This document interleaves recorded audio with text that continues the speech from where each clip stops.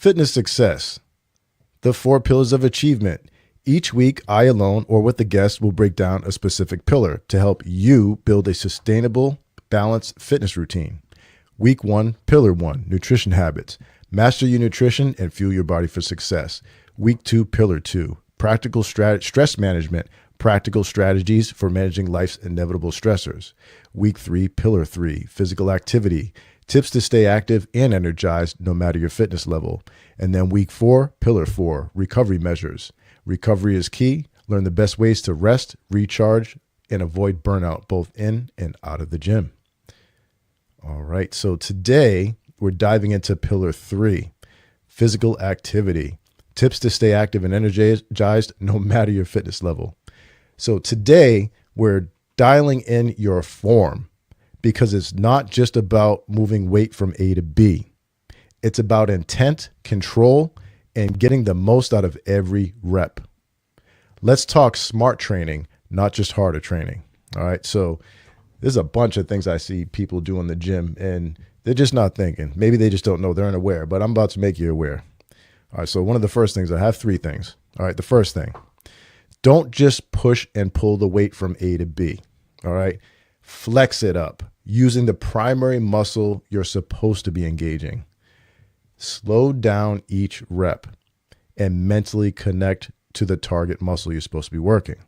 Instead of letting momentum do the work, focus on feeling the contraction and stretch of the muscle throughout the entire range of motion. All right, I'll explain this, what I mean by this, using a chest press and a push and a pull, a chest press and a machine row, not a rowing machine, a machine row with the selectorized weights.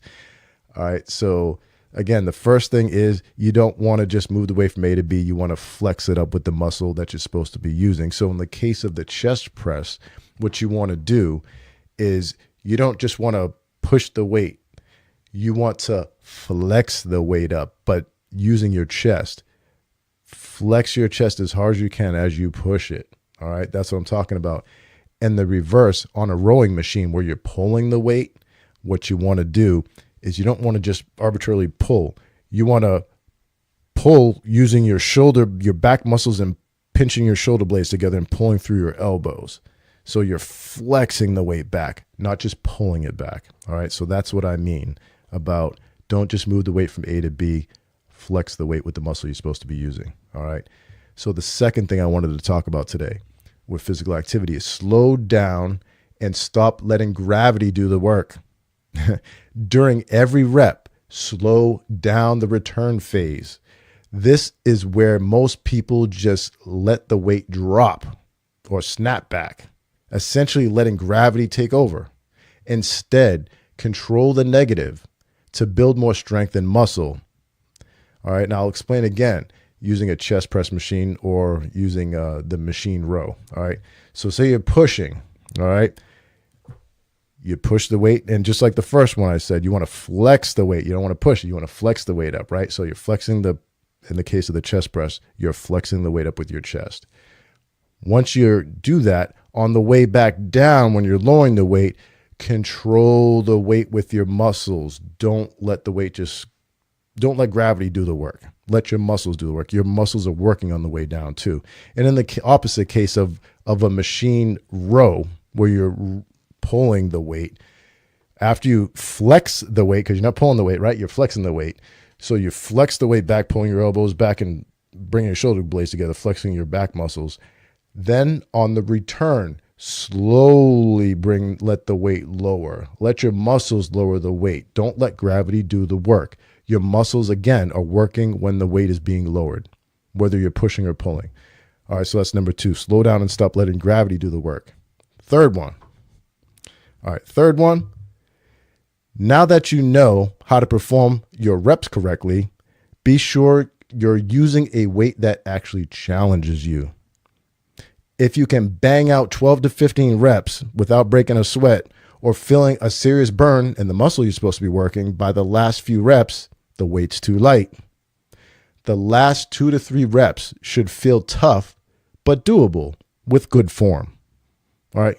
And I'll explain it again using those 2 exercises, the chest press for the push and the machine row for the pull.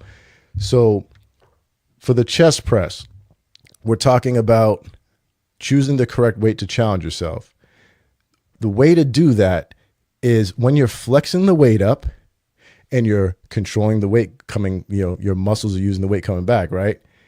And then you do the next rep and you come back. All right. If you get to 15 and you still got like 3 or 4 in the tank or 5 in the tank, or who knows what, you can keep going, it's too light. What you want to do is a rule of thumb.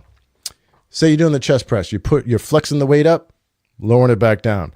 When you get to your last repetition, say you're doing 10 repetitions, if you do yourself a favor and pay attention, when you get to the 10th rep or the last rep, you're doing 10 repetitions. When you get to that 10th rep, rate it between a 1 and a 10. All right. 10 would mean that on the 10th repetition, you try to flex the weight up and you just didn't get up. You failed. That would be a 10 or I'd write fail. Okay. With that weight. So I'd lower the weight by at least 5 or 10 pounds, depending on what exercise you're doing. And then what I would do is, if you are supposed to do 10 repetitions and you get to the 10th one and it's difficult, but you think you can maybe do one more, maybe, I would rate that a 10, or 9.5, something like that. If you get 2 left in the tank, I'd rate it an 8 or a 7. You get the point. So give yourself a rating of 1 to 10. When you get to that last repetition, if you're in good form and it's very difficult and you feel like you get 1 in the tank, do a 9 or a 10. That's all. But the point is to challenge yourself. Stop half-assing it in the gym and full-ass it is what I'm saying. You don't want to use too light a weight because then you're not doing anything for yourself. All right? That's the point. So remember, form first, momentum last. Flex with purpose, control every phase, and challenge your muscles like you mean it. This is how you build strength that lasts and results you can see. Until next time, keep it simple, keep it moving, and as always, keep it real. That wraps up today's fitness success segment. Next Monday is week 4, so we'll be discussing Pillar 4, recovery measures.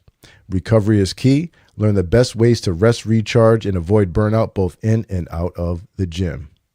Want to join the conversation as a guest or have your questions featured on the next episode? Just drop a comment below. Yes, even if you're watching the replay.